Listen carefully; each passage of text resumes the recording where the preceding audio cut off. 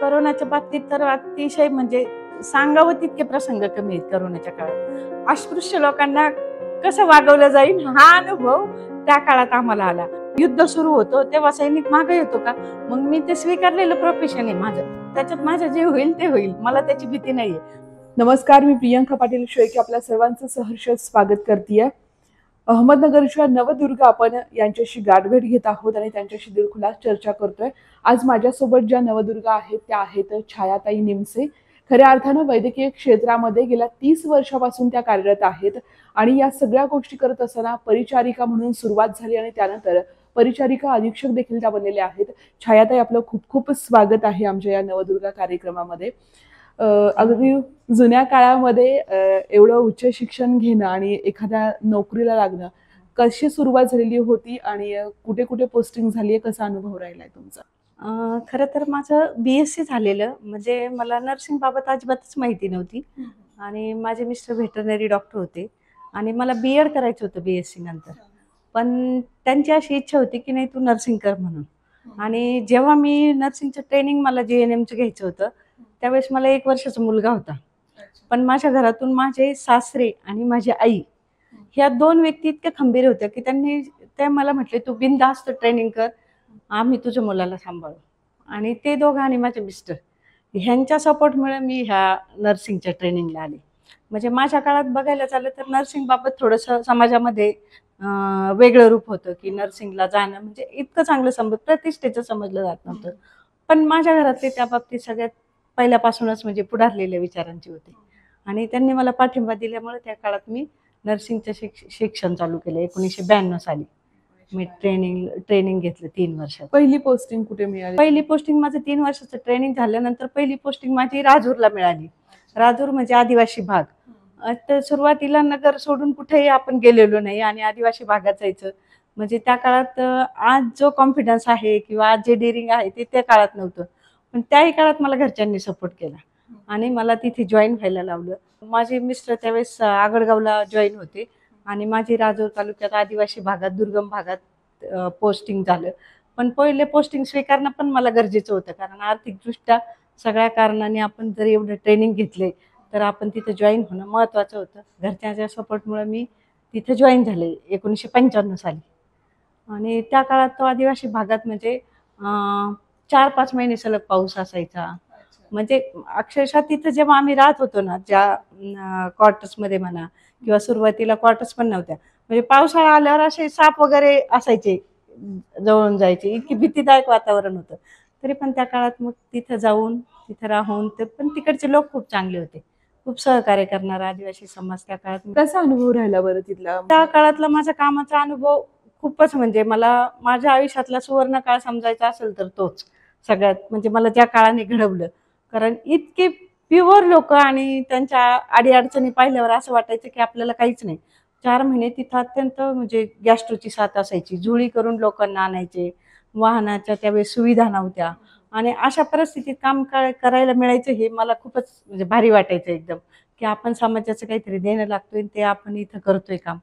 तर त्या काळात काम करताना अडचणी आल्या, भरपूर आल्या की घरी इतकं लांब, आम्ही दोघंच तिकडं, 2 मुलं. पण जे जे लोक होते आपल्या आजूबाजूला राहणारे, माझ्या आयुष्यात सगळ्यात महत्त्वाचं आहे की मला जे लोक भेटले माझ्या आयुष्यात ते खूप चांगले भेटले, सहकार्य करणारे आणि करणारे. त्यामुळे मला कधी अडचण आली नाही तिथं. पण तिथं काम करताना स्नेक बाईटच्या अनेक केसेस यायच्या, गॅस्ट्रोच्या केसेस यायच्या. लोकांकडे तिथं पैसा नसायचा. एक 20-20 मैल ते लोक चालत यायचे. मग त्यांच्यासाठी पुढं आपण खूप सुखी आहे असं वाटायचं आणि त्यांच्यासाठी काही करण्याची तळमळ खरं तिथून निर्माण झाली.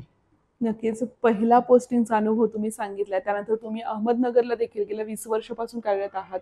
जे सिव्हिल रुग्णालयामध्ये मॅडम कार्यरत आहेत, तिथला कसा अनुभव आहे आणि कशा पद्धतीने तुम्ही मेट्रॉन म्हणून काम बघताय? एक नर्स असणं किंवा त्यांना सगळ्यांना जोडून ठेवणे, कशी लाईफ असते सगळ्या गोष्टी?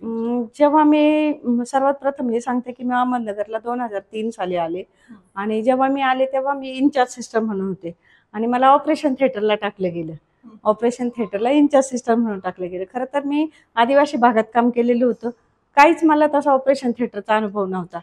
पण माझी अशी इच्छा होती की कुठे आपण कमी पडायचं नाही. आणि मग त्या काळात ज्या आमच्या ऑपरेशन थिएटरच्या जोशी सिस्टर म्हणून एक इन्चार्ज सिस्टर होत्या, रिटायर झाल्या, त्यांचं खूप नाव होतं. त्यांनी मला इतकं ट्रेन केलं की म्हणजे मी कुठं कमी पडले असं झालंच नाही. मग ऑपरेशन थिएटरमध्ये काम करताना अनेक अडचणींना सामोरं जावं लागलं. जसं की म्हणजे आता तिथं डिलिव्हरीचं प्रमाण, इतके सीझरचे प्रमाण, कधी-कधी इमर्जन्सी केसेस यायच्या, बरेच चॅलेंजेस यायच्या. ते ड्युटी करताना स्टाफ नर्सपासून, डॉक्टरपासून, क्लास 4 सर्व्हंटपर्यंत सगळ्यांना तिथलं वातावरण हेल्दी ठेवण्यासाठी, कारण ते स्ट्रेसफुल वातावरण असतं ऑपरेशन थिएटरचं. आणि तिथे जर एक इन्चार्ज सिस्टर चांगली असेल, म्हणजे जी सगळ्यांना धरून कम्युनिकेशनने काम करून घेणारी, तर ऑपरेशन थिएटरचं वातावरण हलकं-फुलकं राहतं. सगळ्यात बेस्ट मी माझ्या काळात तिथं काय केलं असेल, तर तिथलं वातावरण एकदम हेल्दी ठेवलं. शिस्त ठेवली, पण वातावरण एकदम हेल्दी ठेवलं. त्यामुळं म्हणजे कोणालाही तिथं काम करताना असा स्ट्रेस कधी आला नाही. म्हणजे डॉक्टरशी कम्युनिकेशन असू दे किंवा क्लास 4 सर्व्हंटचे असू दे, एका फॅमिलीप्रमाणे मी काम केलं तिथं. त्यामुळे 14 वर्ष मी ऑपरेशन थिएटर सांभाळलं. पण सिंगल अशी तक्रार सुद्धा ऑपरेशन थिएटरची प्रशासनाकडे माझ्या काळात गेली नाही. सिंगल सुद्धा तक्रार गेली नाही. त्यामुळे ती माझ्यासाठी खूप मानाची गोष्ट आहे की मी एवढा वर्ष मला तिथं काम करायला मिळालं आणि चांगलं काम करायला मिळालं. त्यामुळे ते माझ्यासाठी खूप अभिमानाची गोष्ट आहे ऑपरेशन थिएटरमध्ये काम करणं. म्हणजे आपण जे काम करतो ते काम खूप चांगलं व्हायला हवं आणि तुम्ही ते कॉन्फिडन्सने सांगते की मी खूप चांगलं काम केले आणि सगळ्या गोष्टी आहेत. एक महिला जेव्हा या सगळ्या गोष्टी करते तर पाठीमागे घर संसार आहे, मुलं बाळ आहेत, हे सगळं कसं हँडल होत होतं आणि घरातून तुम्ही नेहमी सांगतात मला सपोर्ट मिळत गेला, मात्र एक आई म्हणून किंवा एक पत्नी म्हणून ज्या जबाबदाऱ्या असतात त्या कशात एक नोकरी सांभाळून पेलवल्या? नाही, कधी कधी खूप जिद्दा परिस्थिती आली. म्हणजे जसं की जेव्हा मुलं आजारी असायचे आणि आपल्याला ड्युटीवर 7:15ला जायचंय, 7:15ला घरून निघायचंय, आपली मुलं आजारी आहेत किंवा मुलांच्या शाळेमध्ये काही कार्यक्रम आहे, आपल्याला जाता येत नाही. मग हे दुःख असायचं की आपण हे करू शकत नाही. किंवा नर्सिंगमध्ये असं नसतं ना की तुम्हाला रविवारी सुट्टी किंवा सण असेल तर सुट्टी, असं नसतं. तिथं तुम्हाला काही 24 आवर्स तुम्ही बांधलेलं असतात. त्या सुट्ट्या तुम्हाला त्याच दिवशी मिळतील असं नाही. त्यामुळे अनेक असे प्रसंग आले की तिथं माझं असणं गरजेचं होतं, परंतु मी तिथं उपलब्ध नव्हते.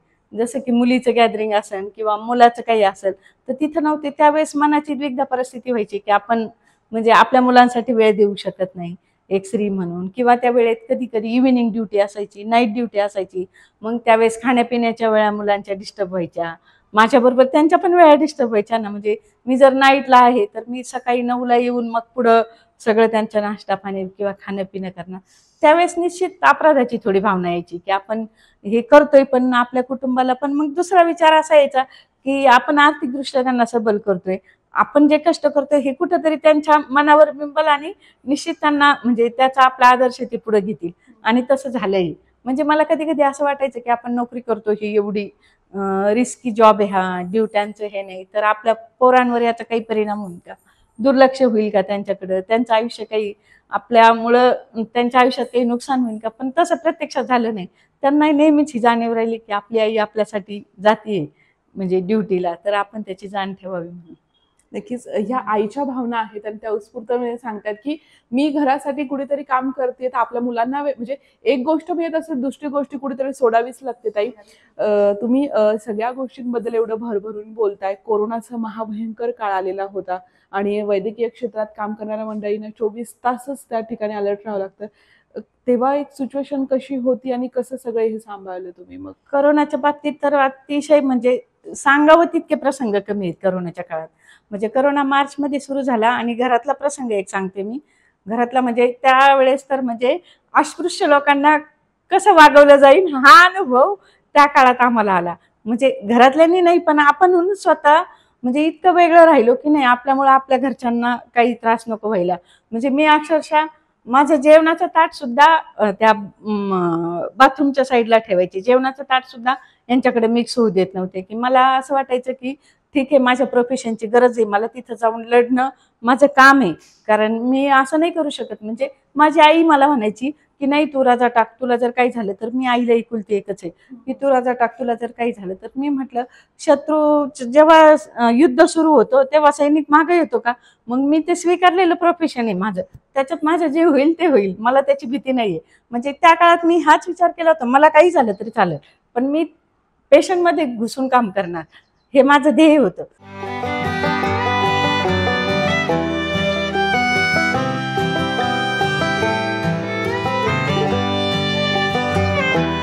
त्या काळातला एक प्रसंग सांगायचा तर माझ्या मुलीचा वाढदिवस होता. आता परवाच मला ती चिठ्ठी सापडली आणि त्या वाढदिवसाच्या दिवशी मी तिला जवळ घेऊ शकत नव्हते, मी लांब राहून तिला शुभेच्छा दिल्या आणि तिला एक पत्र लिहिलं की हे दिवस जातील, पण ह्या दिवसांनी माणसाच्या जवळ घेण्याची काय किंमत आहे म्हणजे ही कळाली त्या दिवसांनी, करोनाच्या दिवसांनी. तर मग ते पत्र मला त्या दिवशी मी वाचलं तर मला आठवलं, बापरे काय कठीण प्रसंग येऊन गेले. दुसऱ्या करोनाबाबत सांगायचं झालं तर करोनाच्या काळात असे अनेक म्हणजे प्रसंग झाले की तिथं हतबल झालो होतो. म्हणजे की काय हा कुठली वेळ आली ही अशी की आपल्या समोर एखादा माणूस जातोय, आपण काही करू शकत नाही, किंवा आईचं डेथ होती आणि मुलगा तिला हात लावू शकत नाही, मुलाची डेथ होती आणि तिला त्याचे घरचे पाहू शकत नाही. असे जे प्रसंग होते ती खूप म्हणजे मनाचं खच्चीकरण करणारे होते. पण त्या काळात मनाचं सामर्थ्य देवाने दिलं ते खूप मोठी गोष्ट आहे. नाहीतर तो प्रसंग म्हणजे ते जे गेले 1-1.5 वर्ष 2 वर्ष ते फार महाभयंकर होते आमच्यासाठी. आणि पहिल्या लाटेतला जो प्रसंग होते त्या दुसऱ्या लाटेत सगळ्यात महत्त्वाचं आम्ही सगळ्यांनी ठरवलं की जे पेशंट जात होते, डेथ होत होते, म्हणजे करोनाचं तर कारण होतेच त्याला, पण मानसिकरित्या पेशंट खचत होते की ते पीपी किटमधली व्यक्ती त्यांना कोणी त्यांच्याजवळ नाही, त्यांना भेटणारे लोकांना आपण रिस्ट्रिक्शन केले होते. तर आम्ही ठरवलं होतं आपण जाऊन त्यांच्याशी बोलायचं. आम्ही आतमध्ये जायचो, आयसीयूमध्ये त्यांच्याशी बोलायचो, आधार द्यायचो. आणि मग त्या प्रसंगाने आम्हाला असं जाणवलं की त्यांच्याशी बोलल्यावर त्यांच्या प्रकृतीत बरीच सुधारणा होती. मग हे आम्ही सगळ्याच नर्सेसनी त्या काळात म्हणजे जिल्हा रुग्णालयाच्या सर्व नर्सेसचं कौतुक करावं तितकं म्हणजे कमीच आहे. म्हणजे आता कसं राहतं की जनमानसात कशी प्रतिमा असते, नर्सेस म्हणजे ओरडणाऱ्या, नाही का, चिडणाऱ्या, अमकं तमकं. पण त्याच्या ओरडण्या चिडण्यामागं ना त्या पेशंटची तळमळ असते किंवा तिच्या कामाचा स्ट्रेस असतो आणि तिच्यासाठी ते रोजचे रुग्ण असतात ना. तर तिच्यासाठी ते काय होतं की कधी कधी लोकांचे गैरसमज होतात की हॉस्पिटलमध्ये गेल्यावर नर्सेस चिडतात, बोलतात, असं करतात. पण तसं नसतं त्याच्या मागे. तिला वाटतं की त्या पेशंटच्या ट्रीटमेंटसाठी ती त्यांना बोलत असते. पण कधी कधी त्याबाबत गैरसमज निर्माण होतात समाजात.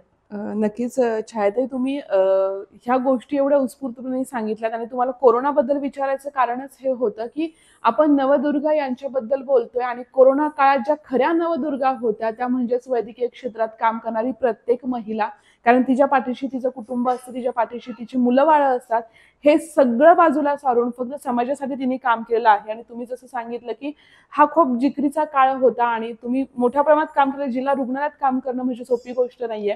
ताई, समाजाला काय एक संदेश द्याल? नवदुर्गा आहेत, नवरात्रीचा हा उत्सव आहे आणि अवतीभोवती ज्या गोष्टी घडतायत, ज्या पद्धतीने महिलांना समान वागणूक असेल जी बोलली जाते पण विचारात ती अजूनही अवलंबली जात नाहीये, सुरक्षितेचा प्रश्न आहे आणि तुमचा एवढ्या वर्षांचा एक अनुभव आहे, एक संदेश काय द्याल?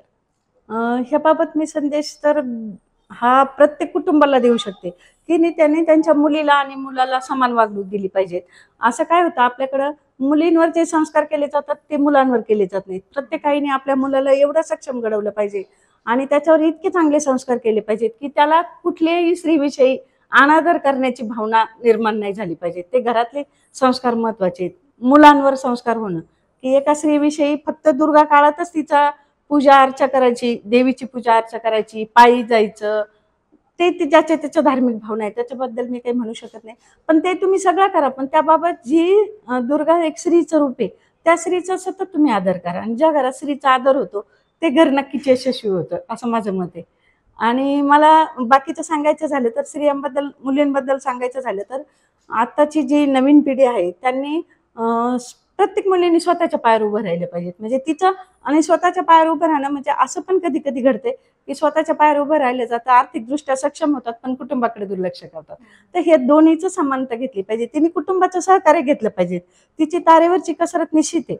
मग ती काय करते, एका गोष्टीला न्याय तिच्याकडनं दिला जात नाही. एक तर ती ज्या ठिकाणी कामाच्या ठिकाणी न्याय देऊ शकत नाही किंवा घरी न्याय देऊ शकत नाही, तर तिचं ते कौशल्य तिने पणाला लावलं पाहिजे स्त्रीचं, की तिने तिच्या घरून पण सहकार्य मिळवलं पाहिजे आणि कामाच्या ठिकाणी पण न्याय दिला पाहिजे.